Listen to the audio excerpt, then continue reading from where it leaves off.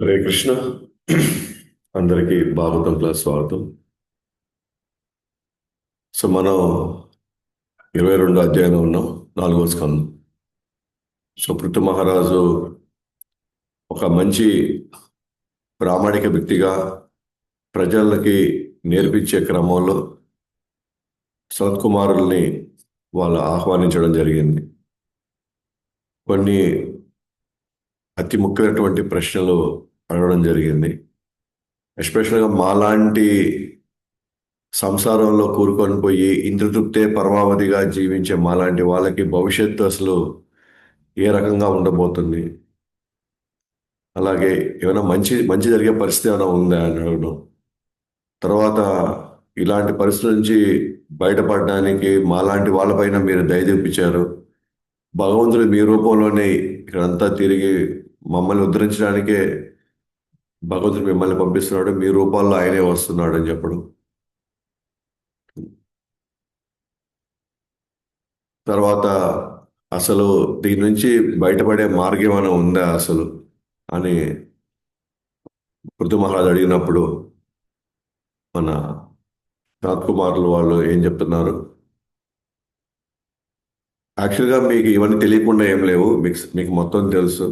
అయినప్పటికీ కూడా వేరే వాళ్ళకి వాళ్ళ సందేహాలు, వాళ్ళు కూడా జీవితం యొక్క లక్ష్యం అంటే ఏంటో తెలుసుకోవాలని, లేదా జీవితం యొక్క పరమావధి ఏంటో వాళ్ళకి తెలియాలనే వాళ్ళ కోసంగా మీరు ఈ ప్రశ్నలు వేస్తున్నారు అని చెప్తూ ఆయన మనకి ఆ, నిన్న మనం చెప్పుకుంటూ వచ్చాం ఆ శాంత్ కుమార్లు ఎటువంటి సమాధానం ఇస్తున్నారు అనేది. ఓకే.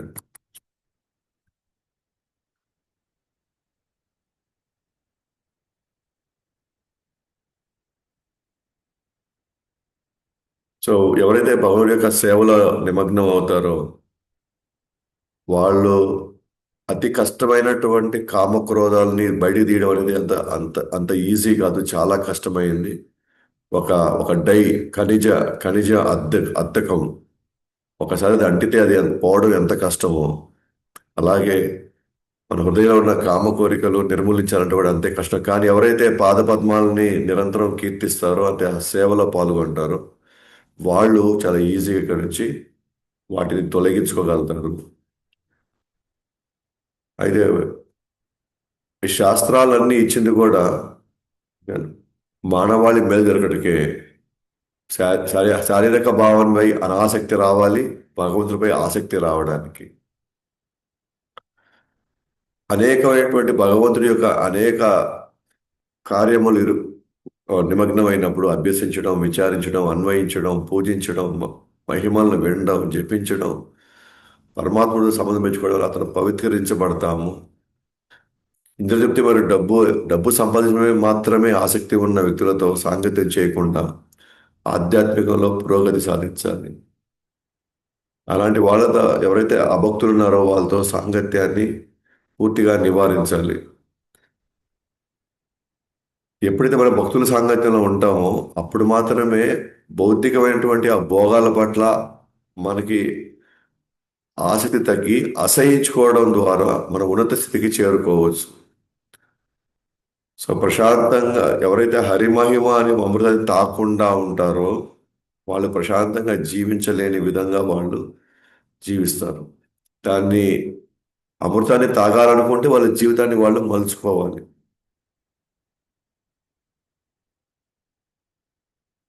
అలాగే ఇంకేం చెప్పారు, అహింసను పాటించాలి, ఆచార్యులు అడుగుజాడలో నడవాలి, లీలామృతాన్ని ఎల్లప్పుడూ గుర్తుంచుకోవాలి, భౌతిక రంగంలో లేకుండా నియమ నిబంధనలు అనుసరిస్తూ ఇతరులను దూషించకూడదు, భక్తులు చాలా సరళమైన జీవితాన్ని గడపాలి మరియు ద్వంద్వాంశాలకు బాధపడకూడదు.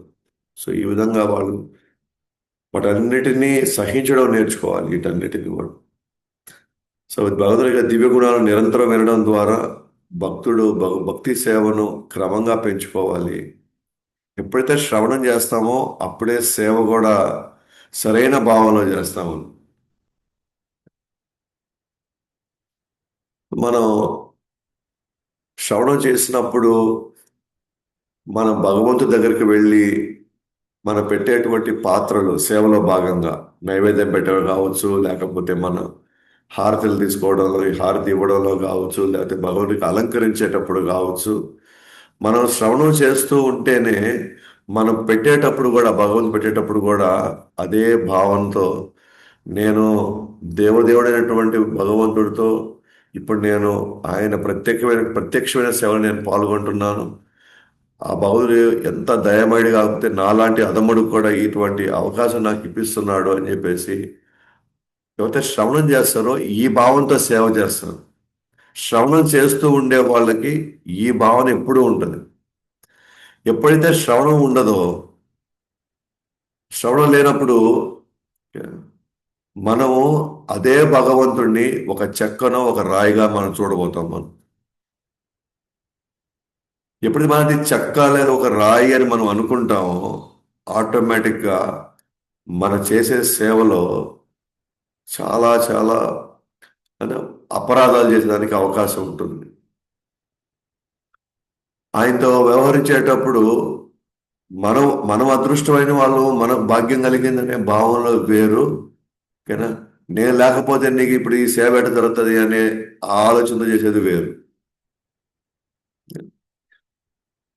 లేకపోతే మన శ్రవణం చేస్తున్నంత వరకు ఎలా ఉంటుందంటే భగవంతుని యొక్క లీలలు స్మరించుకుంటూ భక్తులు ఇలా ఈ విధంగా ఆ, విగ్రహ సేవలో ఉన్నప్పుడు వాళ్ళు ఎటువంటి అనుభూతిని పొందారో మనం కూడా అనుభూతిని పొందేదానికి అవకాశం ఉంటుంది. ఎప్పుడైతే శ్రవణం చేయకుండా మనం సేవలోకి వెళ్తామో మనము శ్రద్ధ దాని మీద మనం భగవంతుని మీద పెట్టకుండా అక్కడున్నా కూడా మన ఆలోచన ఇంటి మీద ఉంటుంది. ఇప్పుడు మనం ఆఫీస్కి వెళ్ళాలా, ఆఫీస్కి వెళ్తే ఆడ ఏం జరుగుతుందో, రేపు శాలరీ వస్తుందో రాదు, లేకపోతే మళ్ళీ వచ్చే నెలలో ఆ, పిల్లల పరిస్థితి ఏంటి, నేను సాక్షాత్ దేవదేవుడి ముందు ఉన్నాను, ఆయన తీర్చలేదంటూ ఏమైనా ఉంటుందా? ఆయన చేయలేదంటూ ఏదైనా ఉంటుందా? కానీ ఎప్పుడైతే మనం శ్రవణం చేయమో, ఎప్పుడైతే మనం సాధన చేయమో సరిగ్గా, అప్పుడు ఏమవుతుందంటే నేను సెంటర్, నేను కాబట్టి ఇదంతా చేస్తున్నాను, నేను కాబట్టి ఇదంతా కూడా నేను ఎన్ని కల్పిస్తున్నాను, నేను ఎంతో త్యాగం చేసి నేను మీకోసం ఏడు దాకా వస్తున్నాను అంటే మనం చేసే కార్యం చాలా పెద్ద కార్యం, నేను చేసేది చాలా పెద్ద త్యాగం. నేను కాబట్టి అన్ని తట్టుకొని ఇవన్నీ నేను సహిస్తూ భరిస్తూ నేను మాత్రమే ఇదంతా చేస్తున్నాను. అలాగే ఎవరైనా వచ్చి ఆ సమయంలో ఆ ఏం మాతాజీ లేదా ఏం ప్రభు చూడండి, కొంచెం ఆ ఆ కిరీటం ఏదో కొంచెం కొంచెం పక్కకి వెళ్ళి ఉందేనో, లేకపోతే ఆ మంత్రం చెప్పేటప్పుడు మీరు కొంచెం ఇవి మర్చిపోయారనంటే మన భావన ఎలా ఉంటుందంటే నువ్వు నాకే చెప్తావా, నువ్వు నాకు ఆ, 5 సంవత్సరాల నుంచి మేము చేస్తున్నాం, నువ్వు ఎప్పుడు వచ్చావు, నువ్వు ఎప్పుడు వచ్చావు నువ్వు అసలు ఆ, ఇప్పుడు ఇప్పుడు ఇప్పుడు వచ్చి నువ్వు మా మీద నువ్వు పెత్తనం చేస్తున్నావు ఏంది? ఇది మన అటిట్యూడ్ అనమాట. మనం శ్రవణం చేయకపోతే, మనం సరిగ్గా జపం చేయకపోతే, జపంలో మనం సరిగ్గా భగవన్ నామాన్ని వినకపోతే మనకు వచ్చేటువంటి అటిట్యూడ్ ఇది. ఎందుకంటే నే మన అహంకారం, మన గర్వం అలాగే ఉంటుంది. పేరుకు మాత్రమే సేవకు వస్తున్నామే తప్ప లోపల ఉన్నది ఏ మాత్రం 1% తగ్గకపోగా ఆ సేవ కూడా గర్వంగానే చేస్తాం అన్నమాట.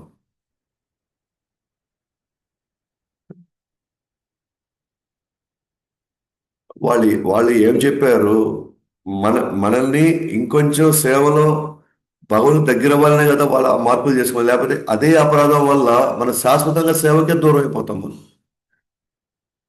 భగవంతుడు 2 రోజులు చూస్తాడు, 4 రోజులు చూస్తాడు, ఒక వారం చూస్తాడు, 1 సంవత్సరం చూస్తాడు. అప్పుడు ఆయన తన్నే తన్నుడికి ఎక్కడ పడతాం మనకు కూడా తెలియదు అనమాట. దానికి ముందే భగవంతుడు వాళ్ళ ద్వారా మనకి వార్నింగ్లు ఇస్తున్నాడు, వాళ్ళ ద్వారా మనకి సూచనలు ఇస్తున్నాడు, వాళ్ళ ద్వారా మనకి, ఎందుకంటే మనకి మనకి అహంకారంతో గర్వంతో మనం మూసుకోపోయాయి కదా అన్ని. కాబట్టి అది చిన్నవాళ్ళు చెప్పినా, కొత్త వాళ్ళు చెప్పినా, కాని వాళ్ళు చెప్పినా మనం చేసేది భగవంతుడి సేవ అని మనం ఎప్పుడు గుర్తుపెట్టుకోవాలి. ఎన్నో జన్మల తర్వాత ఎన్నెన్నో ఆ, పుణ్య కార్యక్రమాలు ఇంకెన్నెన్నో సేవలు చేయడం వల్ల మనకు దొరికిన అవకాశం అన్నమాట ఇది. అట్లాగే వంట వండేటప్పుడు లేకపోతే ఇంకేదైనా మన సేవ చేసేటప్పుడు ఎవరైనా వచ్చి మనకి ఇలా ఉంది, ఇది ఇలా ఉంది, ఇది సరిగ్గా లేదు, ఇది ఈ విధంగా అవుతావు అంటే నువ్వు చేస్తావు ఆ విధంగా, నువ్వు చేస్తావు నీకు తెలుసా అంత. ఎందుకు మనకి అంత ఇది, ఎందుకు వస్తున్నాం మనం అసలు భక్తిలోకి? మన స్వభావం మన స్వభావం మార్చుకోకనే ఈ రోజు ఇన్ని కర్మలు మనం పడుతున్నాం. ఈ స్వభావంతో మనం ఎంతో మంది మనం బాధ పెట్టాం కాబట్టి మనం ఈ రోజు వచ్చి ఇక్కడ ఈ కర్మలు పడుతున్నాం. ఎంతో మందిని మనం ఇబ్బంది పెట్టాం కాబట్టి, ఎంతో మంది పట్ల మన కృతజ్ఞతా భావం లేదు కాబట్టి మనం ఈరోజు ఇన్ని జన్మలు పెట్టి ఈరోజు ఈ పరిస్థితిలో పడుతున్నాం అనమాట మనం. భగవంతుడు భక్తుల రూపంలో చెప్తాడు, మన చుట్టూ ఉన్న వాతావరణంలో ఉన్నటువంటి వస్తువుల రూపంలో మనకు చెప్తాడు, మనకు వచ్చేటువంటి పరిస్థితుల రూపంలో మనకి నేర్పిస్తుంటాడు. ప్రతి విషయంలో మనకి భగవంతుడు నేర్పిస్తూనే ఉంటాడు.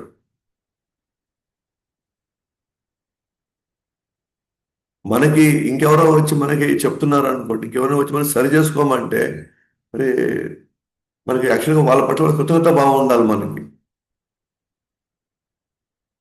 అఫ్ కోర్స్ వాళ్ళు సరిగ్గా చేయకపోవచ్చు, వాళ్ళు సరిగ్గా చేయకపోతే అది భగవంతుడు వాళ్ళకి ఏదో చేస్తాడు, కానీ మనకి ఎవరో చెప్తున్నారు కదా వచ్చి. ఓకే, చెప్పేవాళ్ళు కూడా అర్హత కూడా లేకపోవచ్చేమో, అది వదిలేసేయండి. కానీ మనకి చెప్పే దగ్గర అది పొరపాటు ఉన్నప్పుడు అర్హత లేని వాళ్ళు చెప్తే కూడా ప్రాబ్లం ఏంటి? మా గురువు చెప్తే వినకపోతేవి, పక్కన వాళ్ళు చెప్తే వినకపోతేవి, ఆయన వాళ్ళు చెప్తే వినకపోతేవి,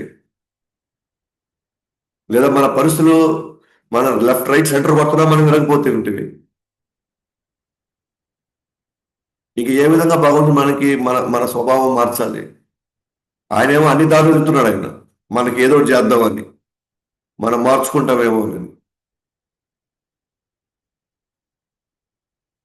అన్ని ప్రయత్నాలు ఆయన చేస్తున్నాడు మనల్ని ఒక దారిలో పెట్టడానికి.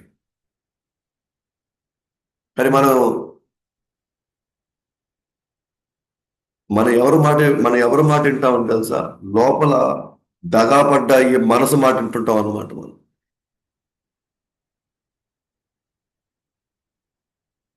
పూర్తిగా ద్వేషాలతో, పూర్తిగా అహంకారం నిండిన ఈ బుద్ధి మాట ఎక్కువ వింటుంటాం మనం.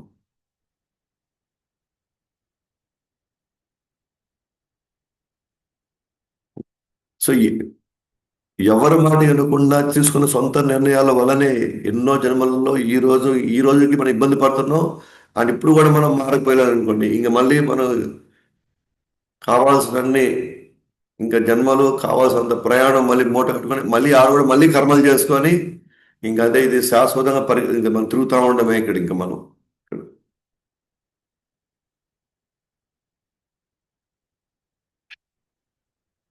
సో మన చుట్టూ ఉన్న పరిస్థితుల్లో మనకు ఉన్నటువంటి మనకు వచ్చిన అవకాశాలు మన మన ఎప్పుడు మనం చాలా అలర్ట్గా ఉండాలి మనం.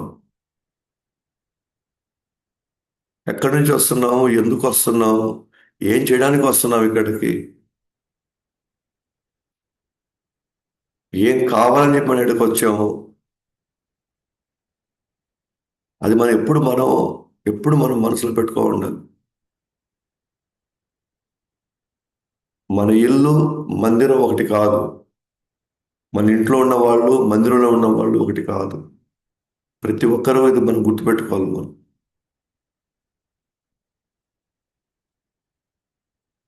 మనకి ఏదైనా చెప్తున్నారు, మన వైపు నుంచి ఏదైనా వాళ్ళు మనం సరి చేసుకోమన్నారంటే వాళ్ళకి అర్హత ఉండొచ్చు, వాళ్ళకి ఆ వయసు ఉండకపోవచ్చు, లేదా వాళ్ళకి అంత అనుభవం ఉండకపోవచ్చు. కానీ అది అది కరెక్ట్ అయితే, అది మంచిదైతే మనం పాటించే తీరాలి అది. ఇంకా వాళ్ళకి మనం ఒక్కసారి తప్పుడు విధానంలో మనం ఒక అలవాటు నేర్చుకున్నాం అనుకోండి, ఆ తప్పుడు విధానంతో మనం ఎన్నిసార్లు పనులు చేస్తామో అన్నిసార్లు మనం అబద్ధం చేస్తూనే ఉన్నాం. ఎవరైనా వచ్చి మనకి అది అది సవరిస్తున్నారంటే ఇంకా అక్కడ నుంచి అపరాధం లేనటువంటి ఒక సేవలోకి వెళ్తాం మనం. అపరాధం లేనటువంటి సేవలోకి వెళ్తేనే మనకు ఫలితం వస్తుంది. ఇక్కడ భగవంతుడికి కావాల్సింది ఆ, మనం ఎప్పుడు గుర్తుపెట్టుకోవాల్సింది ఒకటే అనమాట. నువ్వు నన్ను ఎన్ని వెరైటీలతో నాకు వంట వండుతున్నావో అది పాయింట్ కాదు. ఎంత గొప్పగా నన్ను అలంకరిస్తున్నావా అది ఇంపార్టెంట్ కాదు. ఎంత గొప్పగా నువ్వు నా గురించి 10 మందికి నువ్వు ప్రచారం చేస్తున్నావా అది గొప్ప కాదు. ఏది చెప్పినా మారడానికి సిద్ధంగా ఉన్నావా అది మోస్ట్ ఇంపార్టెంట్. ఏది చెప్పినా ఎవరు చెప్పినా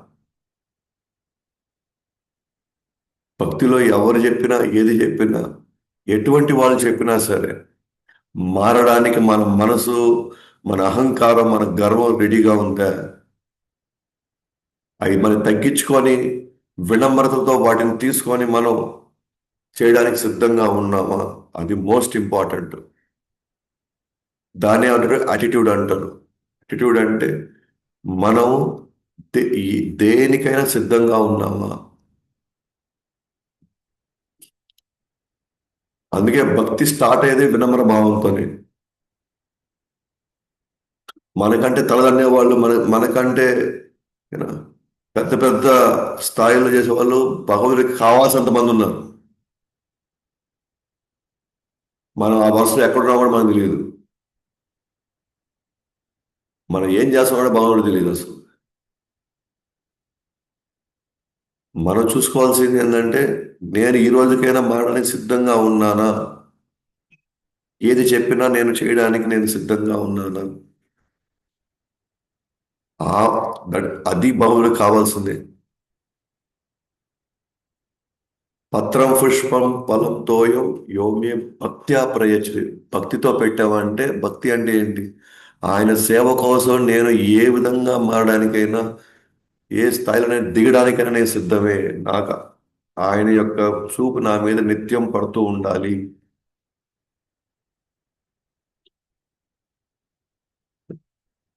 ఎవరైనా సరే ఏమైనా సరే ఏ పరిస్థితి అయినా సరే కానీ ఆయన యొక్క చూపు నా మీద పడుతూ ఉండాలంతే.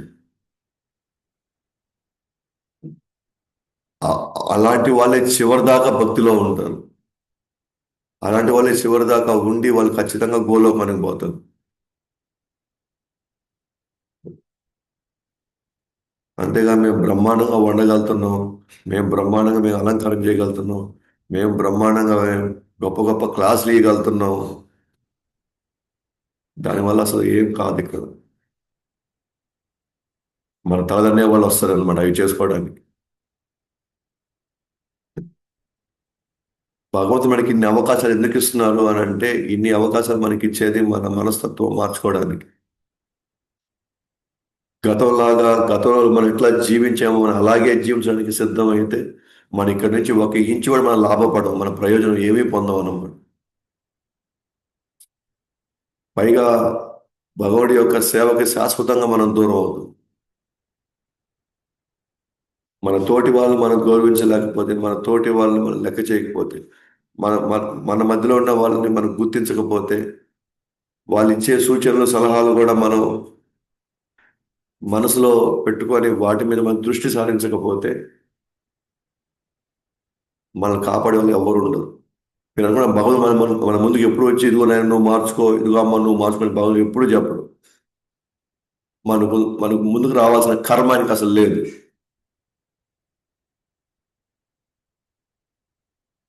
ఎందుకంటే ఆయన చెప్తే మారే వాళ్ళకి కొన్ని వేల కోట్ల మంది ఉన్నారు, వాళ్ళకి పోయి చెప్పుకుంటాడు భగవంతుడు వెళ్ళి.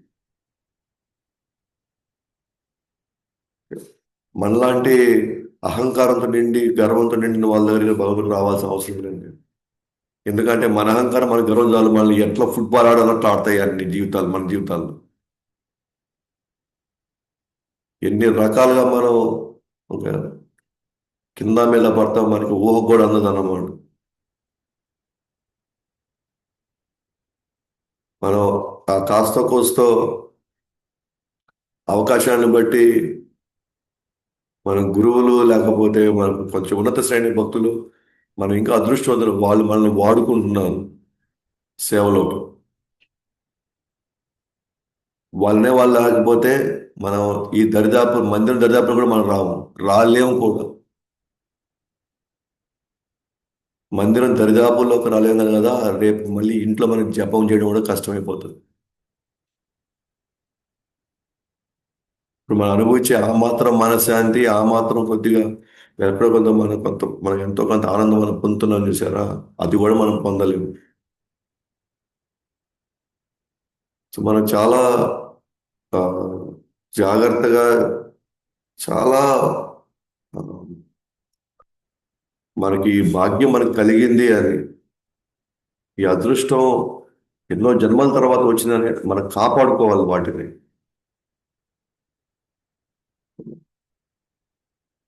అవి కాపాడుకోలేకపోతే మనకంటే మించిన దురదృష్టవంతులు ఇంకెవ్వరు ఉండరు ఈ ప్రపంచంలో.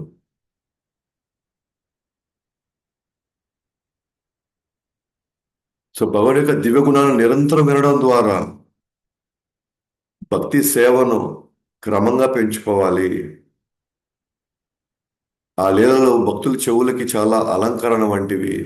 సేవ చేయడం ద్వారా భౌతికంపై అనాసక్తి, భగవంతునిపై ఆసక్తి పెంచుకోవడం ద్వారా సులభంగా స్థిరపడవచ్చు. శ్రవణం చేస్తే కదా భౌతిక విషయాల పట్ల మనకి ఆసక్తి పోతుంది. భగవంతుడిపై ఇంకా ఇంకా నాకు ప్రేమ, ఇంకా ఇంకా నమ్మకం పెరుగుతుంది శ్రవణం వల్లే కదా. అండ్ మెయిన్ గా నెక్స్ట్ మన సనత్ కుమార్ గారు చెప్తున్నారు, సూక్ష్మ శరీరం నశించాలి, లోపల సూక్ష్మ శరీరం నశించాలి. సూక్ష్మ శరీరంలో ఉన్న పాత వాసనలు, పాత అలవాట్లు, ఇంకా కోరికలు, ఇది నశిస్తే గాని మనము ఈ ద్వంద్వాల నుంచి మనం బయటికి రాలేము. ఇది నశిస్తే గానీ పరమాత్ముడు ఏం చెప్పాడో అది మనకి క్లియర్గా అర్థమవుతుంది. నశిస్తే గానీ అది అర్థమవుతుంది మనకి. నశించకపోతే పరమాత్ముడు ఏం చెప్తున్నాడో, ఎలా మనకి గైడ్ చేస్తున్నాడో మనకి ఆ వాయిస్ మనకి వినిపించదు మనకి. ఆ శరీరం ఉన్నంత వరకు సూక్ష్మ శరీరం అంటే మనసు, బుద్ధి, అహంకారం. మనసులో పాత రుచులు, పాత అలవాట్లు ఇవన్నీ ఉండడం వల్ల అహంకారం, గర్వం అంతా ఉంటది కాబట్టి నేనే భోక్త, నేనే అనుభవించాలా అవన్నీ. ఇక్కడ ఉన్నవన్నీ నేను అనుభవించడానికి వీళ్ళందరూ ఉన్నారు. అట్లా ఏం చేస్తారు వాళ్ళు, సుఖ దుఃఖాలు చచ్చినట్టు సుఖ దుఃఖాలు అనుభవించాల్సిందే. వాళ్ళు సుఖ శరీరం ఉన్నంత వరకు సుఖ దుఃఖాలు అనుభవించాల్సిందే. వాళ్ళ శరీరాలని వేరుగా చూస్తారు, వాళ్ళ శరీరాన్ని వేరువేరుగా. వీడు మనోడు, వీడు మన కులం, వీడంతా వీళ్ళు వాడు, వాళ్ళ గ్రూప్ వీళ్ళంతా, వీళ్ళు ఆ ప్రభుజీ గ్రూపు, వీళ్ళు ఈ మాతాజీ గ్రూపు.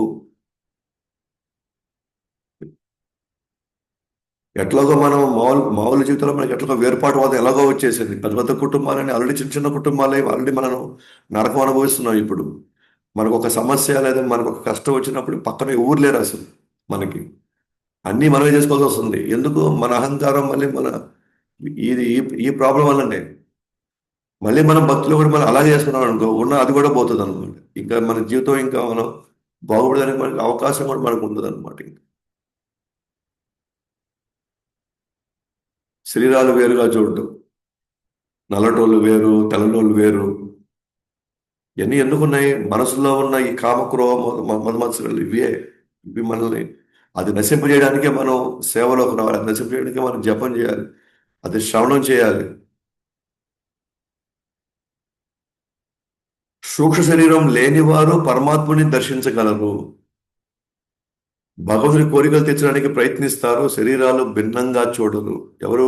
సూక్ష్మ శరీరం లేనివారు. లేనివారు అంటే ఏంటి? పూర్తిగా పవిత్రమైన వాళ్ళు.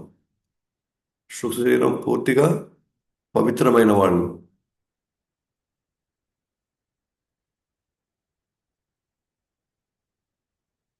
వాళ్ళకి ఏం జరుగుతుందంట? పరమాత్మను దర్శించగలుగుతారు, భగవంతుడి యొక్క కోరికలు తీర్చగలుగుతారు. వాళ్ళు భగవంతుడికి ఏది ఇష్టమో అది చేయడానికి ప్రయత్నిస్తారు, అది తీర్చడానికి. అని వాళ్ళ శరీరాలు కూడా భిన్నంగా చూడరు. శరీరాలు భిన్నంగా అంటే వీళ్ళు మనవాళ్ళు, వాళ్ళు కాని వాళ్ళు, వీళ్ళు అయిన వాళ్ళు. ఆ శరీరం ఎవరినైనా ఒకటిగా చూసేదానికి వాళ్ళు సిద్ధపడతారు. అంటే సూక్ష్మ శరీరం నశించిపోవాలి. సూక్ష్మ శరీరం నశించిపోవడం అంటే ఏంటి? సూక్ష్మ శరీరంలో మొత్తం భగవంతుడి యొక్క లీలలతో నిండిపోవాలి. భగవంతుడి యొక్క సేవా తాలూకు అనుభవాలతో నిండిపోవాలి. లోపల ఇంకా ఇదే 0.0000000 ఎన్ని జీరోలు వేసుకొని 1% లోపల మనలో కామ క్రోధ మోహ మదమత్సరాలు ఉన్నా కూడా మనం ఏడే ఉండిపోవాల్సి వస్తుంది. అది క్లియర్ అయిపోవాలి లోపల, దానికి ఏ అవకాశం లేదు. మరి అది జరగాలి అంటే చాలా సీరియస్గా మన జపం, మన సాధన చేయాలి. అలాగే అత్యంత బాధ్యతాయుతంగా మన సేవ మనం చేయాలి. అండ్ ఎవరు ఏదైనా మనకి సలహా, ఒక సూచన ఇస్తే మనం దాన్ని మనసులో పెట్టుకొని దాన్ని జాగ్రత్తగా అవలంబించడానికి ప్రయత్నించాలి.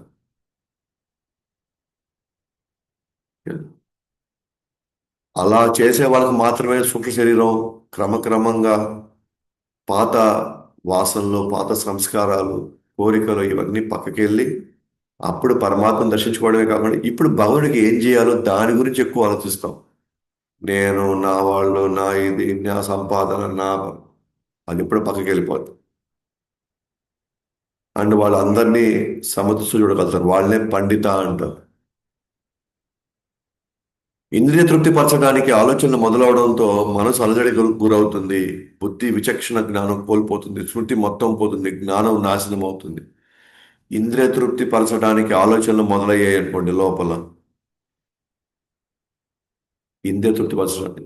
అందుకే మనం ఎప్పుడు అంటాం భక్తుల సాంగత్యంలోనే ఉండండి.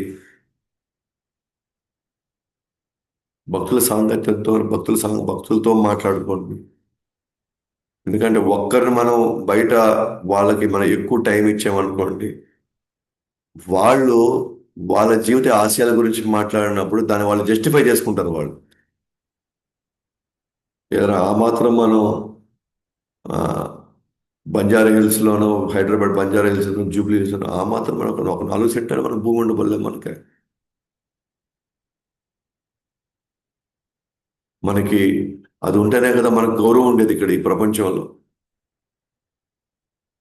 ఆ గౌరవం ఉండబట్టే కదా మనకి ఆ, అందరూ మనల్ని గుర్తిస్తారు, ఆదరిస్తారు.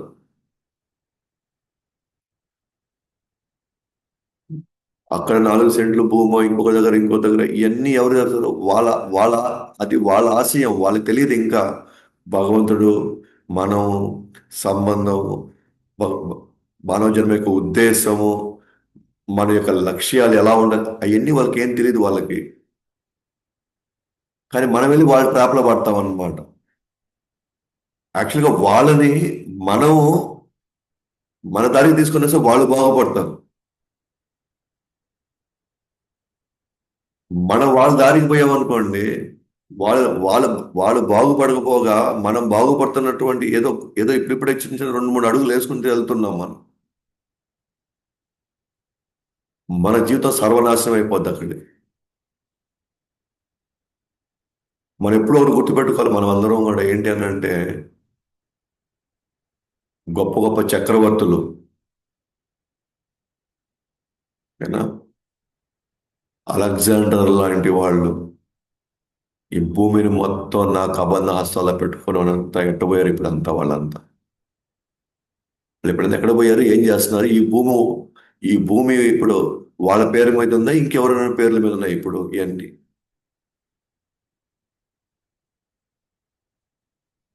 ఇప్పుడు వాళ్ళు అనుభవిస్తున్నారు. ఇప్పుడు వాళ్ళ వాళ్ళ వాళ్ళ వాళ్ళ మనవాళ్ళు, ముని మనవాళ్ళు, వాళ్ళ వంశంలో అనుభవిస్తున్నారు ఏంటి ఇప్పుడు? The moment we're out of sight, ఇక్కడి నుంచి పక్కకి వెళ్ళామంటే ఇంక అయిపోయింది, నువ్వెవరు మేము ఎవరు అంతే.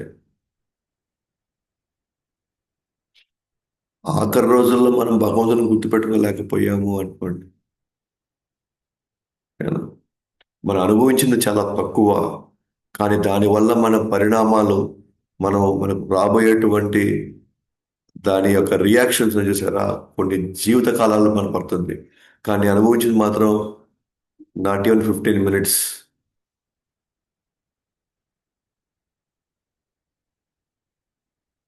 లేదా ఒక జీవిత కాలం మనం అనుభవించామనుకోండి, కానీ దానికి మనం కొన్ని వేల జన్మల్లో మనం దాని యొక్క పరిణామాలు మనం ఎదుర్కోవాల్సి వస్తుంది.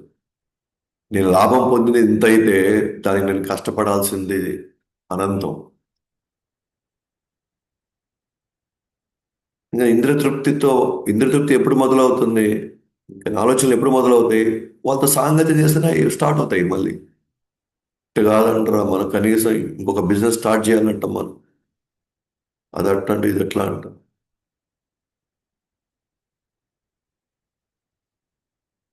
మనకి లోపల మనకి నొప్పి ఉన్నప్పుడు, లోపల మనకి బాధ ఉన్నప్పుడు ఎవ్వరు పంచుకోలేరు.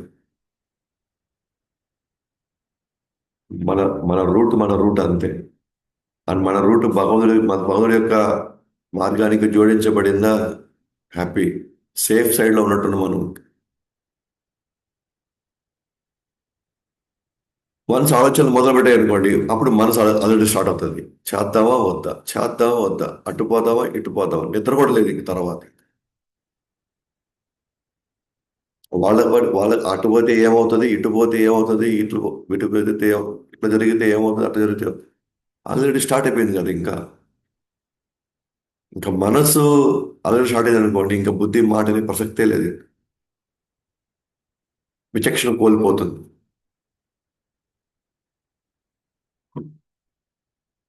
ఇంకా మనం ఇప్పుడు దాకా ఎన్ని బాధలు పడ్డామో ఇంకా ఏం గుర్తుండవు ఇంకా. స్మృతి మొత్తం పోతుంది. జ్ఞానం నాశనం అయిపోతుంది. అప్పుడే మనకి విపరీతాలు జరుగుతాయి మన జీవితాల్లో ఇంకా. అలాగే 62వ శ్లోకం, 63వ శ్లోకం అని ఎప్పుడు గుర్తుపెట్టుకోవాలి. ధ్యాయతో విషయాన్ పుంసః సంగస్తేషుపజాయతే సంజాత్ సంజాయతే కామ క్రోధోభిజాయతే క్రోధోద్భవతి సమ్మోహ సమ్మోహ స్మృతి విభ్రమ స్మృతి భ్రంశాత్ బుద్ధినాశో బుద్ధినాశాత్ ప్రణశ్యతి. మీకు 5వ స్కందంలో వృషభదేవుడు అని ఉంటారు. ఇంకా సరిగ్గా ఇస్తాడు అక్కడ మళ్ళీ 5వ స్కందంలో, రాబోయే స్కందంలో. గొప్ప గొప్ప రాజులు వాళ్ళ పిల్లల్ని ఎందుకు గురుకులాలు పంపించారు? సాక్షాత్తు కృష్ణుడు సాందీపముని యొక్క ఆశ్రమానికి పోయి కట్టెలు కొట్టాడు, కట్టెలు మోశారు. గురువుకు కావాల్సిన అన్ని రకాల సేవలు చేశారు. మందిరం ఊడ్చాడు కృష్ణుడు.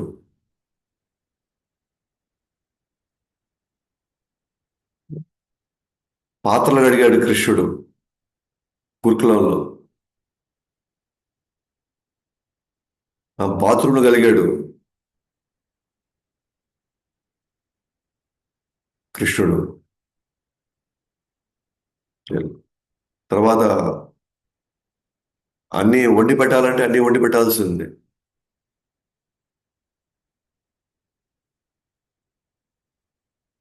అంటే వాళ్ళ గురుకులం బేసిస్ ఏంటి అసలు? గురుకులం యొక్క బేసిస్, గురుకులం యొక్క ఉద్దేశం ఏంటి? చిన్నప్పుడే అహంకారం, ఆ గర్వము, ఆ ఈ యొక్క ఈ ఆ, మన హృదయంలో ఉన్న కోటలు ఉన్నాయి చూసారా, కోటలు కట్టుకొని ఈ అహంకారం, గర్వము, మదము, ఈ మాత్సర్యం, ఇది బద్దలు కొట్టడానికి ఒకే ఒక అనువైన చోటు, ఒక అనువైన సమయం ఏంటంటే అది చిన్నప్పుడే. అది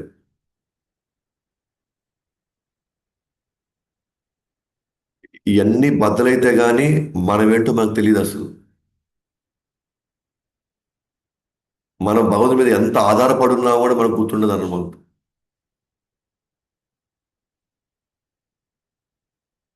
మనం ఎంత ఎంత ఇదిగా మనం వ్యవహరిస్తున్నామో ఇప్పుడున్న మనకున్నటువంటి స్వభావంతో మనకి అంచనా కూడా లేదు మనకి.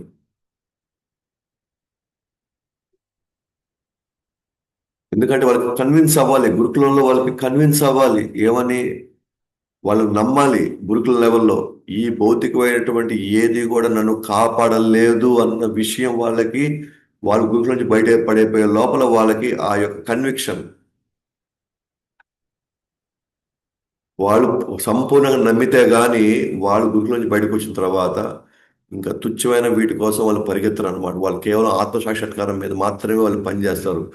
వాళ్ళు పనులకు వెళ్ళినా, వాళ్ళు పెళ్ళిళ్ళు చేసుకున్నా, వాళ్ళు ఏం చేసినా సరే లోపల మాత్రం ఒకటే లక్ష్యం ఉంటుంది. ఇదంతా టెంపరీనే, మనం భగవంతుడు చెప్పినటువంటి సాధువులు చెప్పిన మాటలు మాత్రమే మనం వినాలి. అప్పుడే మనం ఎప్పుడు కూడా బాగుంటాము. అప్పుడే మనం భగవంతుడు మన దగ్గరికి మనం వెళ్ళగలుగుతామని ఆ ఒక్క స్టేట్మెంట్ మాత్రమే వాళ్ళ మనసులో బలంగా ముద్ర ఉంటుంది. ఆ ఒక్క స్టేట్మెంట్ అది తప్ప మిగతా అది ఏది మిగతా అన్ని అరేంజ్ అయిపడి ఉంటుంది అనమాట గురుకుల నుంచి బయటకు వచ్చే లోపల.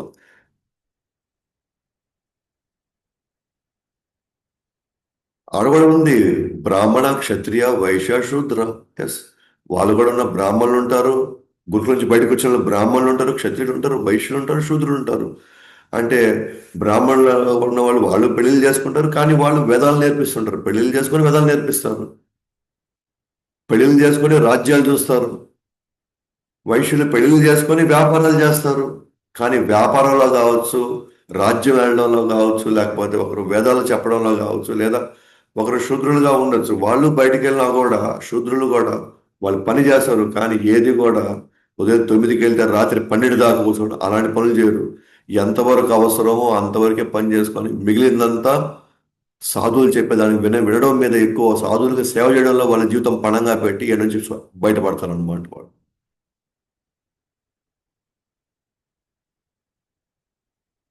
అంతేగాని ఇంద్రియాలు తృప్తిపరచుకోవడం అనేటువంటి ఇదిలో కానీ మనం ఆ దాంట్లో మనం ఒకసారి ఎంటర్ అయ్యామా, ఆల్రెడీ అయిపోయింది కదా. ఇంకా ఇంకా ఎంత అనుభవించాలి, ఇంకా ఎంత మనం పరిగెత్తాలి. ఇంకా పరిగెత్తడానికి మనకి ఓపిక ఉందా? ఇంకా ఈ శరీరానికి ఇంకా శక్తి ఉందా? తినడానికి అరిగించుకోవడానికి ఇంకా శక్తి ఉందా ఇంకా మనకి?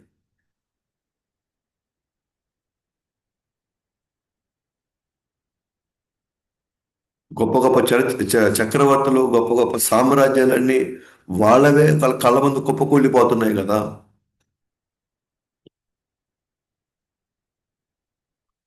దాని అర్థం ఇప్పుడు నా ఉద్దేశం వచ్చేసి ఇప్పుడు మనం ఇవి చేసుకోకూడదు అవి చేసుకోకూడదు కాదు. దీనికి మన ప్రాముఖ్యత ఇచ్చి తీరాలి అని ఒకటే భావన అంతే. మనకు దొరికినటువంటి ఈ అవకాశం, మనకు వచ్చినటువంటి ఈ అదృష్టం, మనం మళ్ళీ ఈ వలయాల్లో పడి అది కోల్పోకూడదనే ఒక ఆవేదన తప్ప ఇంకేముంది.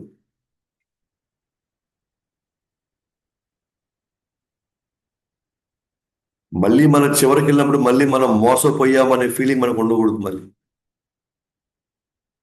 ఇంత కష్టపడి ఇంత చేసి మళ్ళీ మరణ సమయానికి వచ్చేసరికి నా పక్కన ఇప్పుడు ఎవరు లేరు, నేను ఎందుకు చేశాను ఇదంతా, ఎవరి కోసం నేను చేశానో వాళ్ళు ఎవరు నా పక్కన ఈరోజు లేరు, నా బాధ కూడా వాళ్ళు పంచుకోలేకపోతున్నాను, మళ్ళీ అదే నిస్సాయిస్తులు మళ్ళీ పడిపోకూడదు మళ్ళీ మనం.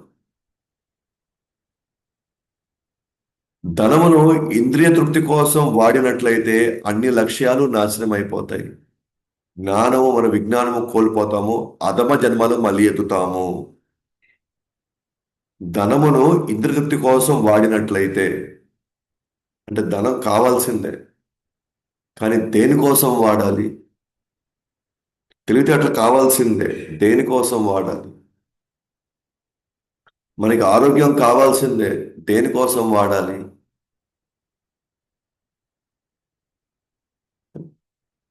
నా దగ్గర కావాల్సిన డిగ్రీలు ఉన్నాయి, దేనికోసం వాడాలి?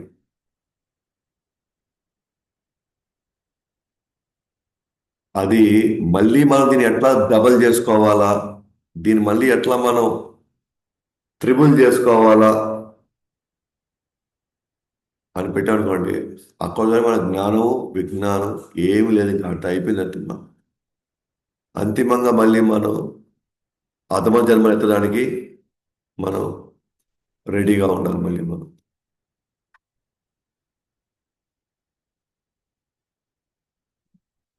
నెక్స్ట్, సంసార సాగరమును దాటాలనుకునే వారు ధర్మార్థ కామోక్షకు ఆటంకం కలిగించే వాటిపై ఆసక్తి ఎప్పుడూ పెంచుకోరాదు. ధర్మార్థ కామ మోక్షాలకి ఆటంకం కలిగించేటువంటి వాటిపై ఆసక్తి ఎప్పుడు పెంచుకోరాదు. అంటే సింపుల్గా చెప్పాలి అంటే, నా భక్తి కార్యక్రమాలకి ఆటంకం వచ్చేటి ఏది కూడా వాటిపై నేను ఆసక్తి పెంచుకోకూడదు. నా సాధనకి ఆటంకం వచ్చేది ఏది నాకు అవసరం లేదు. నా సాధనకి నేను సమయం ఇవ్వలేకపోతే ఆ సమయాన్ని ఇంకేదో తినేసే పని అయితే అది ఏది నాకు వద్దు అసలు. నా సేవకి ఆటంకం కలిగించేది ఏది కూడా నాకు అసలు వద్దునే వద్దు. సనత్ కుమార్లు వాళ్ళు చెప్తున్నారు ఇది. జ్ఞానం పండిన వాళ్ళు చెప్తున్నారు ఇదంతా మనకి. సాక్షాత్తు బ్రహ్మ కుమారుడు, మానసపుత్రులు, వైకుంఠ ద్వారంలో దగ్గర భగవంతుని సాక్షాత్తు దర్శనం చేసుకున్న వాళ్ళు మనతో మాట్లాడుతున్నారు.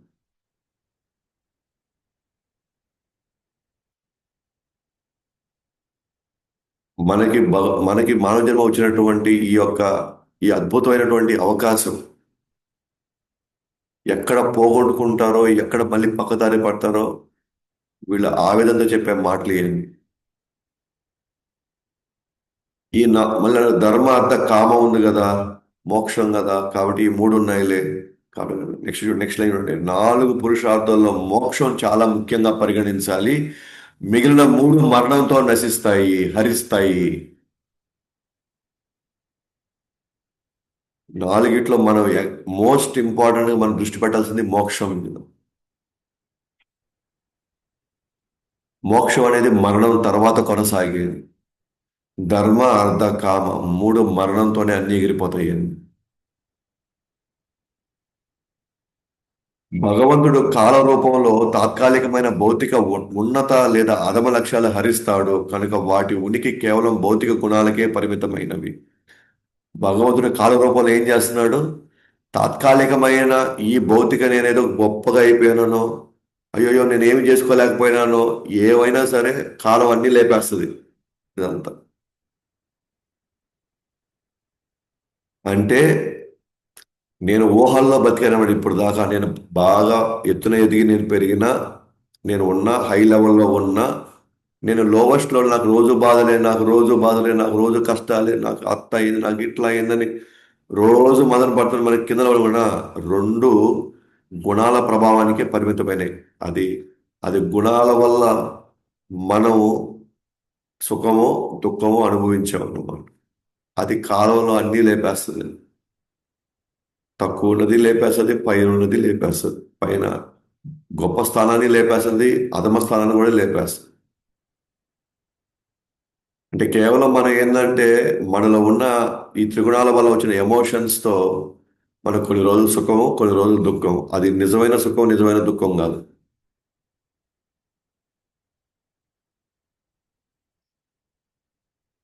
ఇది ఎలా పోలుస్తారంటే మనము వాటి ప్రభావంలోకి వెళ్ళిపోతున్నాము. వాటి ప్రభావంలోకి ఆ త్రిగుణాలు ఆడిచ్చే ఆటలో మనం వాటి వాటిని నమ్మి వాటిలోకి దూరిపోతున్నాము. ఎలాగైతే మన సినిమా హాల్కి వెళ్ళినప్పుడు అన్ని మూసేస్తారు, హాల్ అన్ని మూసేసి లైట్లు కూడా ఆపేస్తారు. ఎంత మన సినిమాకి ముందు మాత్రం మనకు గుర్తుంది, నేను సో సుబ్బారావు లేదా సో వెంకట్రావు, సో నేను పలానా పలానా ఇంజనీర్ని, సో నేను నా ఫ్యామిలీతో నా పిల్లలతో నేను సినిమాకి వచ్చాను. సో నేను కాబట్టి నా యొక్క అసలైన ఉనికి నాకు బాగా గుర్తుంది. నా అసలైన ఉనికి బాగా గుర్తుంది సినిమా స్టార్టింగ్. ఇది నా యొక్క ఐడెంటిటీ. అది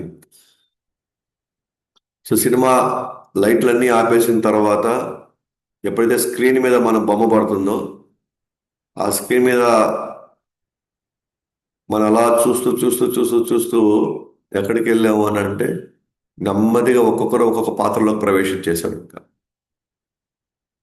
ఆ పాత్రలో ప్రవేశించిన తర్వాత నేను సీట్లో కూర్చున్నాను, నా ఫ్యామిలీతో నేను వచ్చాను, నా ఫ్యామిలీతో ఆ, నేను ఇప్పుడు టైం గడుపుతున్నాను. అసలు అది క్షణం కూడా గుర్తుండదు. ఇప్పుడు పూర్తిగా క్యారెక్టర్లోకి వెళ్ళిపోయేసి క్యారెక్టర్లో కామెడీకి నవ్వుతున్నాము, అక్కడ ఏదైనా జరిగితే మనం దుఃఖపడుతున్నాము, లేదా దాని సీన్ వచ్చిన ఆవేశంతో ఊగిపోతున్నాము. ఇవన్నీ ఎవరు చేస్తున్నారు ఇదంతా? లోపల అంటే త్రిగుణాలు అనే ఆ క్యారెక్టర్ త్రిగుణాలు అయితే ఆ త్రిగుణాలు నన్ను ఆడిస్తున్నాయి అన్నమాట. యాక్చువల్గా నాకు అక్కడ నాకు దాంతో కానీ ఇప్పుడున్న నా స్థితిలో కానీ నాకు అసలు ఏమాత్రం సంబంధమే లేదు. కానీ తెలియకుండా మనం ఆ ట్రావెల్ ఆ పాత్రలోకి వెళ్ళిపోయేసి వాళ్ళు ఏడిస్తే మనం ఏడుస్తున్నాం, వాళ్ళు నవ్వితే మనం నవ్వుతున్నాం, వాళ్ళు ఆవేశపడితే మనం ఆవేశపడుతున్నాం. అప్పుడు ఒరిజినాలిటీ ఎప్పుడో నేను సీట్లో కూర్చున్నాను, నేను సలానా వెంకట్రావుని, నేను ఇంజనీర్ని, నేను భార్య పిల్లలతో వచ్చాను అని అస్సలు గుర్తే లేదు మనకి. అంటే ఇప్పుడు దాకా నేను ఆవేశంతో నవ్వింది కానీ ఏడ్చింది కానీ కేవలం దానికి ఎటువంటి విలువ లేదు దాన్ని. అది కేవలం పాత్ర నన్ను వాడుకునేది, నన్ను ఆ పాత్ర నన్ను వాడుకునేది. నాకు సంబంధం లేని ఒక ఒక పరిస్థితికి నేను ఆ సంబంధ ఆ పరిస్థితికి ప్రత్యక్షంగా నాకు ఏ కనెక్షను లేదు. కానీ నేను లాగబడ్డాను.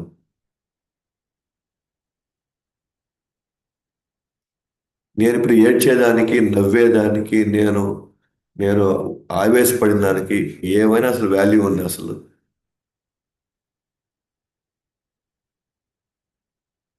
అప్పుడు మళ్ళీ సినిమా అంతా అయిపోయిన తర్వాత అసలు ఇప్పుడు నేను ఎందుకు ఏడ్చాను, నేను అసలు ఎందుకు నవ్వాను, ఎందుకు నేను ఆవేశపడ్డాను? ఆ ఆవేశపడిన దానికి ఏడ్చిన దానికి ఏదైనా అసలు దానివల్ల ఏదైనా ప్రయోజనం ఉందా?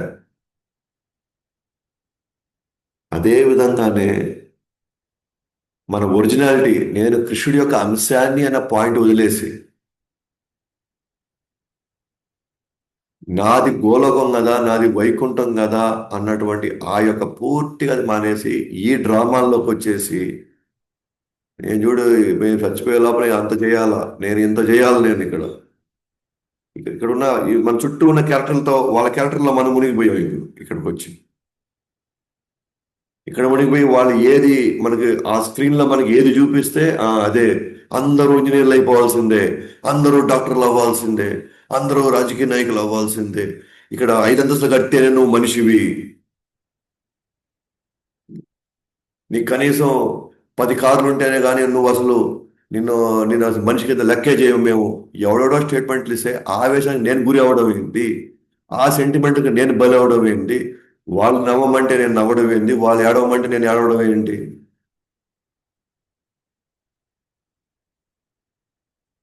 అసలు నేను ఎక్కడి నుంచి వచ్చాను?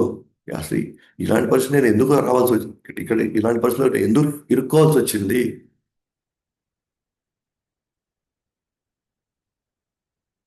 ఓకే, నాకు భగవంతుడు మంచి ఇచ్చాడు, పోరాట పటిమిచ్చాడు, ఇంకా నేను సంపాదించే శక్తిని ఇచ్చాడు, వెరీ గుడ్. మరి దాన్ని దేనికోసం వాడాలి అప్పుడు? నా పిల్లలకి మంచి తెలివితేటలు ఇచ్చాడు, ఎస్. ఆ పిల్లల్ని ఎవరి సేవకు వాడాలి? వాళ్ళ వాళ్ళ మేధాశక్తిని ఎవరి సేవకు వాడాలి? ఇలా ఎవరైతే భగవంతుడి కోసం వాడుతున్నారో వాళ్ళు సరైనటువంటి సంబంధంలో వాడుతున్నారు అన్నిటినీ. దానికి విలువ ఉంది. ఎందుకంటే భగవంతుడు చేసింది ఏది నాశనం కాదు కాబట్టి.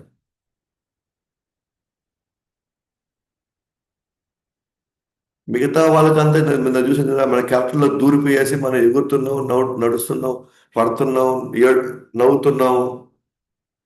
వాటికి ఎటువంటి విలువలు లేవు అసలు. ఓన్లీ మనం మెంటల్ ప్లేన్లో ఊరికే ఆవేశాల్లో పైకి కింద ఎగరుతున్నాం అంతే.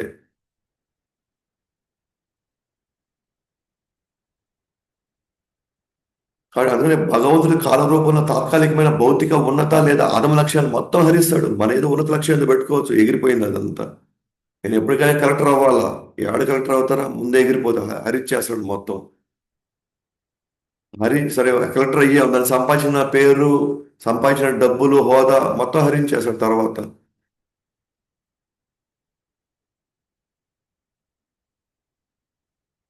అలాగే మేము మా పరిస్థితి అయిపోయింది, మేము అట్టు అయిపోయినాం, మేము అట్టు జరిగిపోయింది, మాట జరిగిపోయింది, అధమ లక్ష్యాలు మొత్తం ఎగిరిపోయినాయి.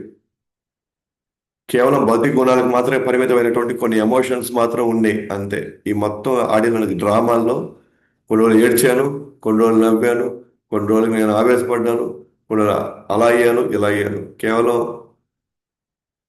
నా డాన్సింగ్ మాత్రమే ఉంది అంతే. ఆడ పరిగెత్తాను, ఎడకు పరిగెత్తాను, వాళ్ళని చూసుకున్నాను, వీళ్ళని చూసుకున్నాను. ఇవన్నీ భగవంతుడికి సంబంధించింది ఏది నాకు గుర్తు లేకున్నప్పుడు నేను చేసిన పనులు ఇవన్నీ.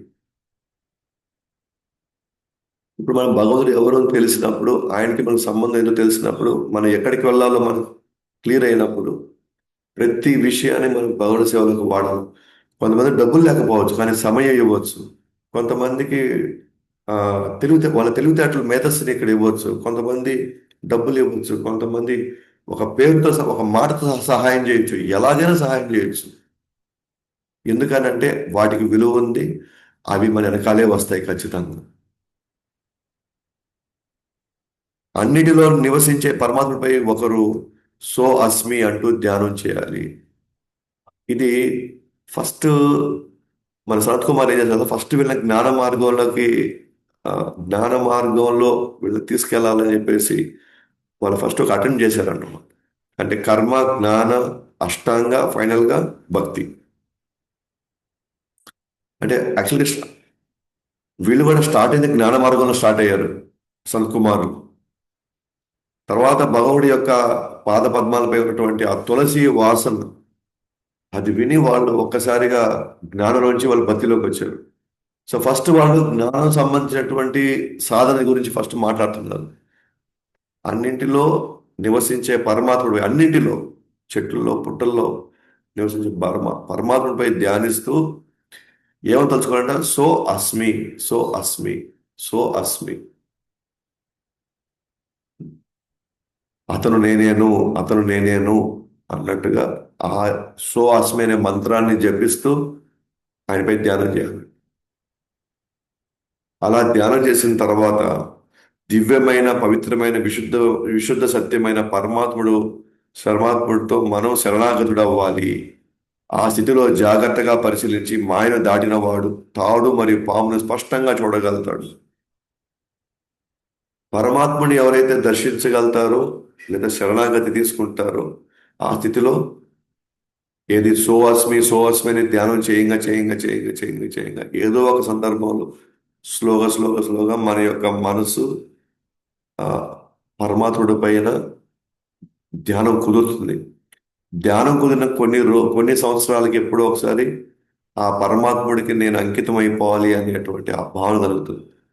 ఆ సమయంలో కూడా మనం జాగ్రత్తగా పరిశీలించి మాయను దాటిన వాడు మాత్రమే స్పష్టంగా చూడగలుగుతాడు. ఇక్కడంతా శరీరం అంటే ఏంటి, ఆత్మ అంటే ఏంటి, పాము ఏంటి, తాడేంటి అని. ఎందుకు ఎగ్జాంపుల్ ఇచ్చానంటే చీకటిలో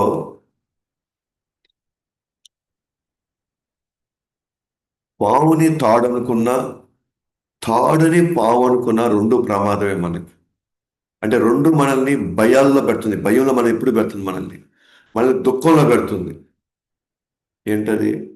తాడుని కానీ మనము పావు అనుకున్నాం అనుకోండి, మనం ఎప్పుడు భయంలో ఉంటాం. అంటే రే అది తాడు, అది తాడు అని కాకుండా మనం దాన్ని ఏమని భావిస్తున్నాం? పావుని భావిస్తున్నాం దాన్ని. కానీ అది ఉంది తాడే అని మనం ఏమనుకున్నాం? దాన్ని పాము అనుకున్నాం అనుకోండి. ఆడ భయపడాల్సిన అవసరమే లేదు, కానీ అనవసరంగా భయపడుతున్నాం. అక్కడ అల్లాడిపోతున్నాం మనం. లేదా పాముని "ఏ, ఇదేం లేదా పెద్ద తాడు అనుకున్నాం అనుకోండి, పాము మనకి కాటేస్తుంది. అది కూడా ప్రమాదమే. అంటే అర్థం ఏంటంటే స్పష్టంగా మనం తెలిసి పెట్టుకోవాలి ఏది ఏంటి అనేది. అది స్పష్టంగా మనం చూడగలగాలి. అలాగే మనం ఆత్మ, ప్రకృతి, శరీరం, గుణాలు ఇవన్నీ ఎక్కడెక్కడ ఏవి పనిచేస్తాయి, ఎలా పనిచేస్తాయి తెలిసి పెట్టుకోవాలి. అందుకే మనకి సాంఖ్యయోగంలో 25 ఎలిమెంట్స్ మనకు చూపిస్తున్నాడు. ఏది సూక్ష్మ శరీరం, ఏది భౌతిక అంశాలు, ఏది సూక్ష్మ అంశాలు, వీటి ప్రభావం ఎంత, ఏ స్థాయి దాకా మనల్ని కంట్రోల్లో తీసుకోగలుగుతాయి. వీటన్నిటిని దృష్టిలో పెట్టుకుంటే ఎవరైతే ఇంత అవగాహన ఉంటుందో వాళ్ళకి ఇక్కడ ఏది ఎప్పుడు ఎక్కడ ఎలా చేయాలో చాలా క్లియర్గా వాళ్ళకి తెలుస్తుంది అనమాట. అండ్ వాళ్ళ లక్ష్యం నుంచి వాళ్ళు పక్కకి వెళ్ళరు. లేకపోతే లేనిపోని అవసరమైన అవసరం లేకపోయినా మనం ఎప్పుడు భయాల్లోనే మనం ఉండిపోతాం. మన భయాల్లో ఉండిపోవడానికి కారణం ఏం తెలుసా? మనకి స్పష్టత లేదు. ఏది నిజము, ఏది అబద్ధం, ఏది మాయ, ఏది సత్యం, ఈ అవగాహన లేదు కాబట్టి ప్రతి దానికి ఈడ భయపడతాం మనం. జరిగే వాటి ప్రతి దానికి మనం భయపడతాం.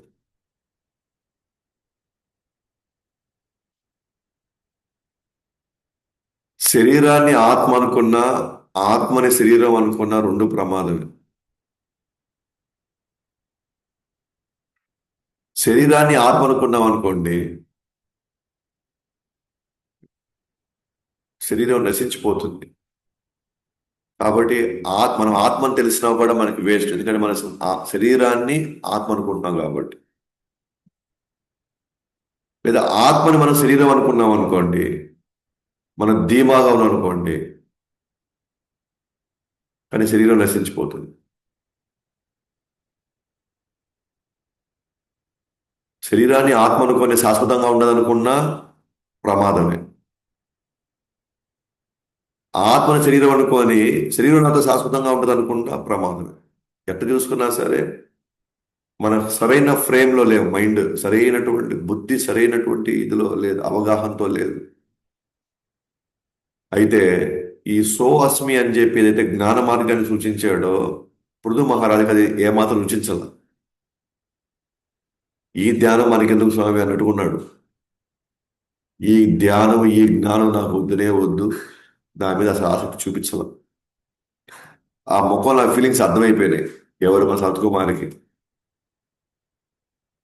ఎందుకంటే ఎంతో కొంత భగవంతుడి సేవలో ఉన్నవాడికి ఈ జ్ఞానం అనేది ఏమాత్రం రుచించదు అసలు. అది ఒక డ్రై ఫిలాసఫీ లాగా ఉండిపోతుంది. ఇప్పుడు నాకు ఎదురుగా నాకు గులాబ్ జామ్ ఉంది. ఆ గులాబ్ జామ్ నేను తింటే నాకు రుచి వచ్చేస్తుంది, నాకు అమృతంగా ఉంటుంది అని నాకు తెలిసిన తర్వాత రెడీగా ఆడుందని నాకు రెడీగా, నాకు రోజు ఎవరో నాకు తెచ్చి దానికి రెడీగా ఉన్నారు అక్కడ.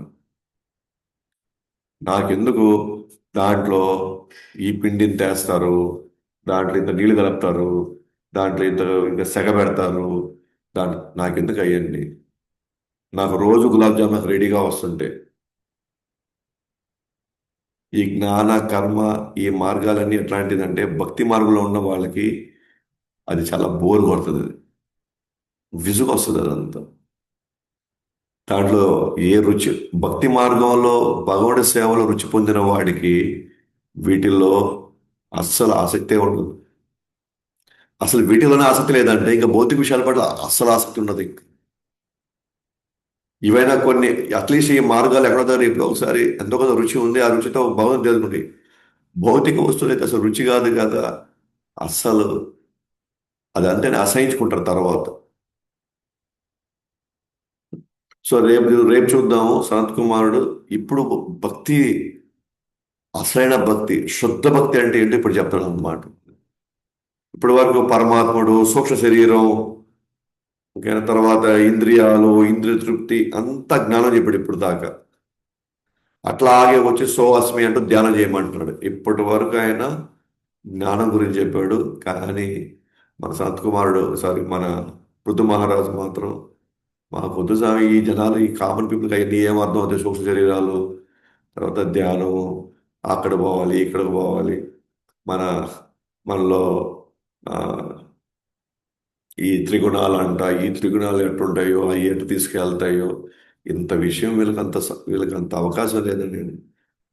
కాబట్టి ఆ అనాసక్తిని అదే ఆ యొక్క ఇంట్రెస్ట్ లేదని సనత్ కుమారుడు గుర్తించాడు. అఫ్ కోర్స్ పృథు మహారాజుకి దీని పట్ల పూర్తి అవగాహన ఉండొచ్చు, కానీ ఇది సామాన్య ప్రజలు ఇవన్నీ ఫాలో కాలేరు. వాళ్ళు ఇంత లోతులోకి వెళ్ళి ఆలోచించేటువంటి అవకాశం లేదు. వాళ్ళకున్న పనుల్లో వాళ్ళు ఎక్కడ పోయి ధ్యానం చేసుకుంటారు. వారికి ఉన్నటువంటి బాధ్యతల్లో వీటన్నిటిని గురించి ఆలోచించి వీటిని ఒక్కొక్క స్టెప్ ఎప్పుడు తీసుకుని వెళ్తారు ఇవన్నీ. ఆ ఉద్దేశంతో కూడా పృథు మహారాజులు కొద్దిగా ఆ- ఆ- ఈ జ్ఞాన మార్గం పట్ల అనాసక్తి ఉండి ఉండొచ్చు. కాబట్టి ఇప్పుడు శుద్ధ భక్తిని వివరిస్తాడు అనుకుంటా శతకుమారుడు. అది రేపు చూద్దాం. గ్రంథరాజ్ శ్రీమద్ భాగవతం की जय, जगद्गुरु श्रील प्रभुपाद की जय, अनंत कोटि वैष्णव वृंद की जय। निताय गौर प्रेम।